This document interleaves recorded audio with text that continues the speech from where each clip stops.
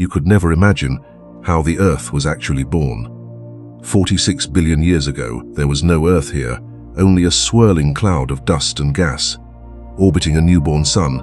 If you were standing there looking out, you wouldn't see a thing. Everything was chaos. But within this seemingly messy mass, gravity began to work. Like an invisible pair of hands, it pulled dust together into tiny pebbles. Pebbles collided into larger rocks, and rocks rolled into massive boulders. Through constant collisions, tens of millions of years passed, and a scorching, molten planet finally took shape. This was Earth in its infancy. But if you called it Earth, you wouldn't even recognize it. There was no blue, no green, only blinding reds and oranges. Surface temperatures exceeded 1,200 degrees Celsius, making it a roiling ball of magma. There was no atmosphere, only toxic gases, a mix of carbon dioxide, nitrogen, and water vapor. A single breath would burn right through your lungs.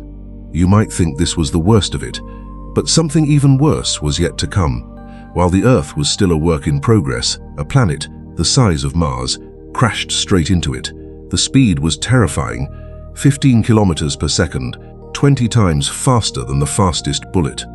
At the moment of impact, both planets nearly melted. Trillions of tons of debris were cast into space like fireworks. You might think it was all over, that Earth was gone. But fate, it loves to play jokes. Those fragments didn't disappear. Instead, pulled by gravity, they slowly gathered, rotating and condensing into a sphere 3,500 kilometers in diameter. That is how the Moon was born. And back then, the Moon was incredibly close to us. The Moon you see today is 400 kilometers away, but at the time, it was only about 20,000 kilometers away. Imagine a moon hanging in the sky, so large it filled half the horizon. The sun would rise and set in just 3 hours, because a day lasted only 6 hours. That's right, the Earth's rotation was terrifyingly fast back then. A day was only 6 hours long, yet, despite such harsh conditions, the Earth was slowly cooling down. The crust began to harden, and the magma ocean began to solidify. Then came an unexpected delivery service, meteorites. If you look at those meteorites when cut open, they contain tiny crystals, looking just like grains of salt. Can you guess what was trapped inside those crystals? Water. Each meteorite brought only a tiny amount of water, but this water delivery service lasted for over 20 million years. Meteorites rained down relentlessly, bringing water to the surface bit by bit. The water in your glass, the water you bathe in, the rivers, lakes, and oceans you see, all of it was shipped from outer space. 4 billion years ago. Does the water glass in your hand feel a bit heavier now?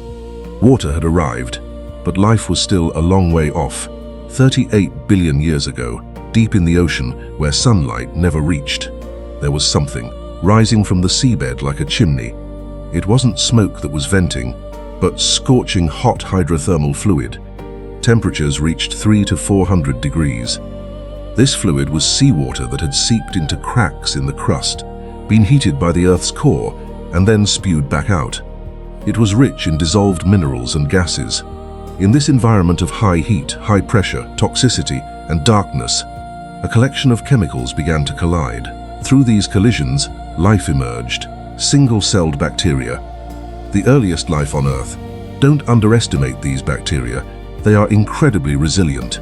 They lived near deep-sea hydrothermal vents, feeding on minerals and consuming chemical compounds. They lived peacefully for hundreds of millions of years, without evolving at all. In a word, they just survived. But life couldn't just remain stagnant forever. It needed a revolution. 35 billion years ago, that revolution arrived. It came in the form of something called stromatolites. Essentially, these were billions of bacteria packed together, spreading across the shallow seas like reefs. They did something that changed the world. They learned to eat sunlight. Yes, photosynthesis.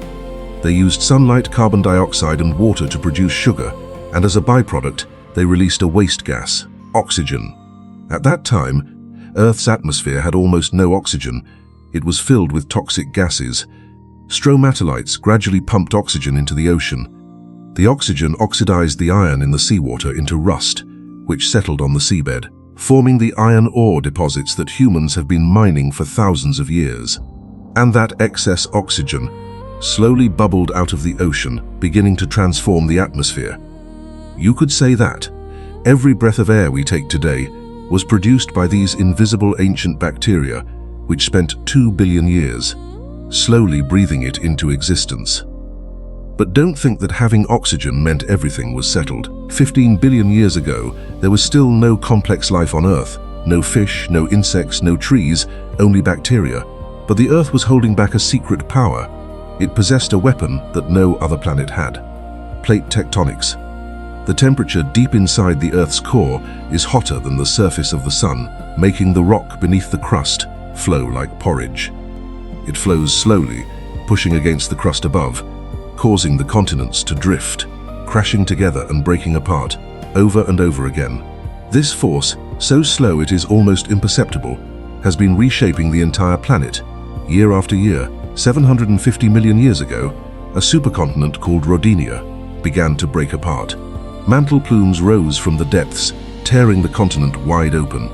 Massive volcanic eruptions released enormous amounts of carbon dioxide. Normally, carbon dioxide is a greenhouse gas that would warm the Earth, but this time, something unexpected happened.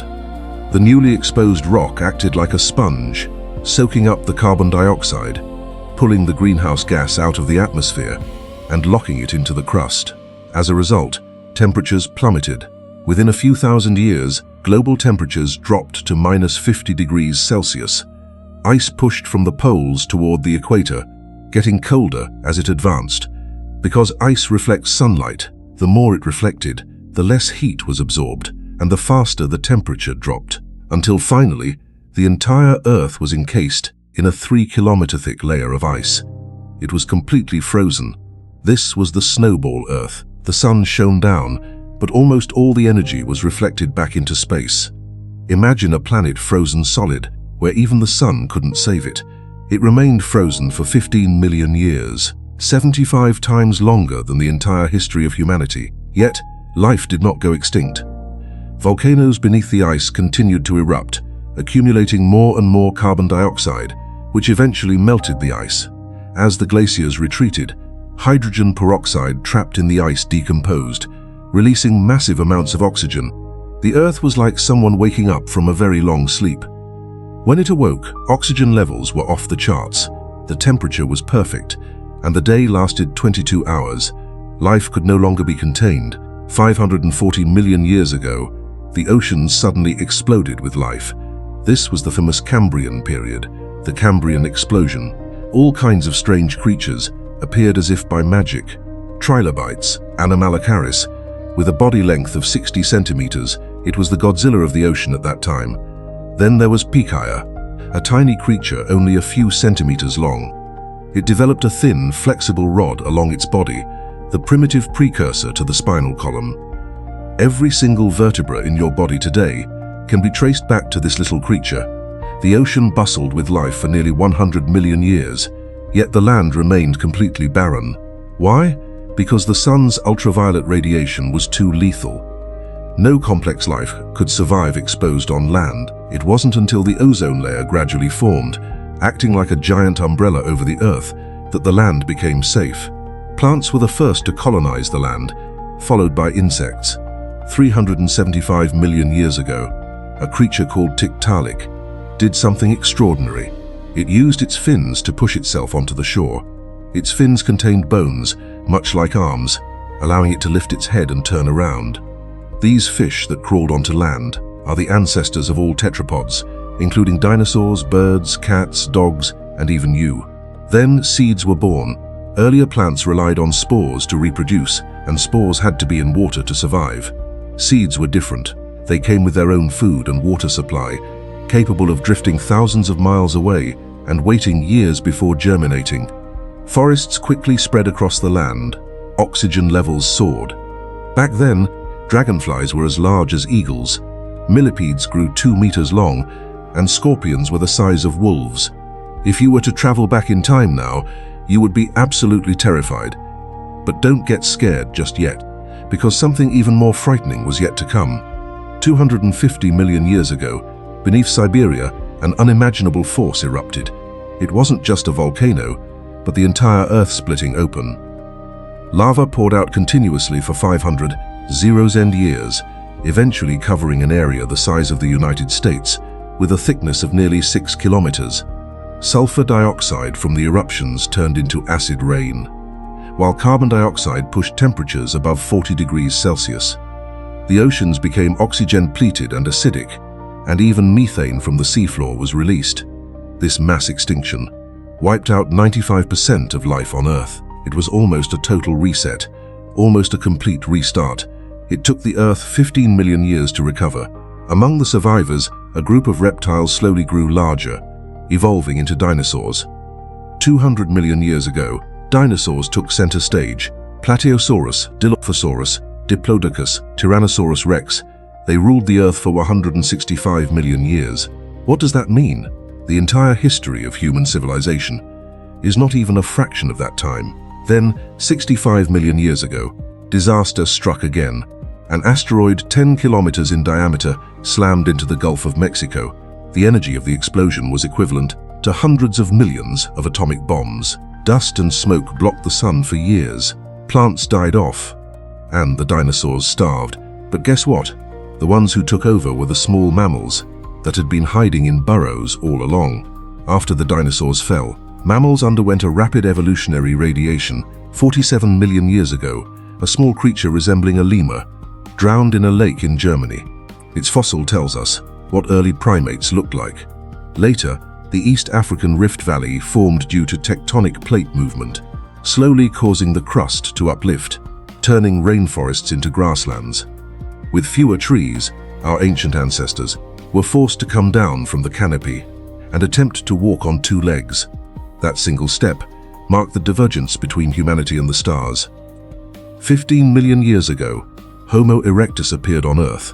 100,000 years ago, a small group of Homo sapiens walked out of Africa, crossed the shallow waters of the Red Sea, and spread across the entire globe. Wherever they went, the local megafauna followed them into extinction. It was because they were too formidable, not because of sharp teeth or claws, but because of their brains.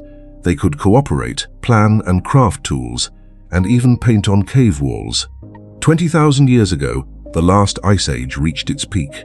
Glaciers were 2.5 kilometers thick, locking up so much water that sea levels dropped significantly. Between Siberia and Alaska, a land bridge emerged. Humans crossed it into the Americas, completing the final Great Migration, 4.5 billion years. From a cloud of dust to a hellish landscape, from water delivered by meteorites to deep-sea bacteria, from a snowball Earth to the Cambrian explosion, from fish crawling onto land to the reign of dinosaurs, from cataclysmic disasters to the rise of mammals, and finally to a species capable of thinking, questioning, and looking back across time to reflect on it all. Do you still think your existence in this world is something to be taken for granted?